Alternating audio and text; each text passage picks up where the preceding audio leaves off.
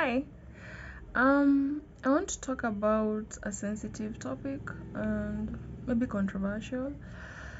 Well, not me. But God revealed to me something, and I was just seated doing nothing, and this guy came to mind. I sat next to him in a matatu, or what you would call bus. He was Muslim, and we didn't interact, but I he didn't leave my mind. He just didn't leave my mind. And God was reminding me that today, and I was like, why is this random guy in my mind again? And God was revealing to me that I noticed him. I noticed that he was Muslim because it was on a Friday and he was wearing his forgive me, I don't know the name. But I noticed he was Muslim, and but I didn't pray for him, and I didn't pray for him. And why not? I feel like God was leading me to ask myself, why did I not pray for this Muslim man who does not know Jesus? And I was just thinking about it, and God revealed to me that the world has sheltered, well, not sheltered, that's the wrong word, but has kinda enclosed the lost with the notion of human rights. And they chose their life. They have the right to choose what they want for their life. And this is the same thing we do as Christians. We don't pray for gay people, we don't pray for Muslims, we don't pray for Hindus and Buddhists because, well, it's their religion. How can I pray someone out of their religion? They chose it. Why would I be praying for a Muslim to find Jesus? He chose his life. But I realized that is wrong. As a Christian, you know God, you know Jesus, you know their truth. And you know that each and every other religion out there is a lost religion. But you don't want to approach them and tell them that because they have the right to be Muslim, they have the right to be Hindu. But we forget that this is something that the devil has done. He has enclosed them with the idea of human rights. He has enclosed gay people with the ideology of gay rights. This person has the right to be gay. It's their life. But remember that they are still lost. And we feel, like personally, I feel it would be so much easier for me to approach a non-Muslim, non-gay person and talk to them about Jesus than I would a Muslim or a gay person. It would be much harder for me to approach a gay person or a Muslim to talk to them about Jesus. And why do you think that is? And God was just bringing to light that the same way we feel a difficulty in approaching people of other religions to talk to them about Jesus is the same way we feel in prayer. Like, I started praying for this guy that I was telling you about, the one I came across in a matatu, and I literally felt like I was doing something wrong. I felt, why do I want to pray this guy out of his religion? Like it's something like I'm not supposed to. But remember that this person will tell you, I'm Muslim.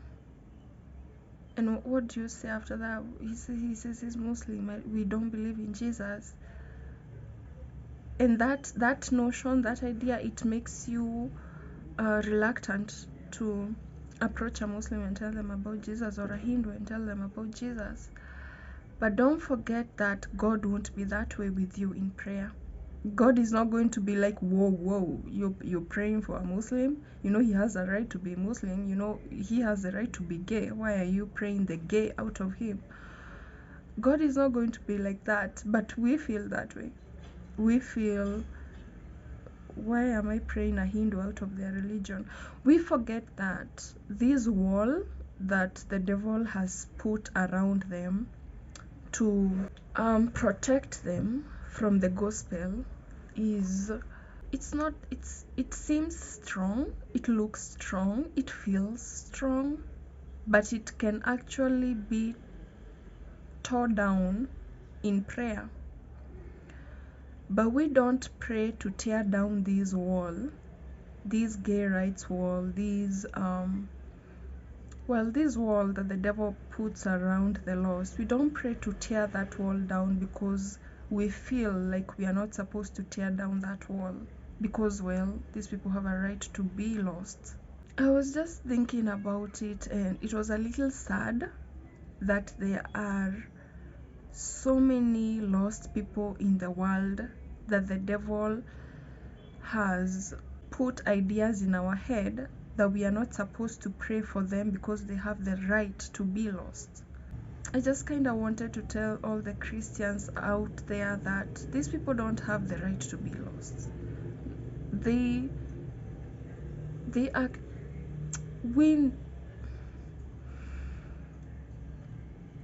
God wants these people, basically.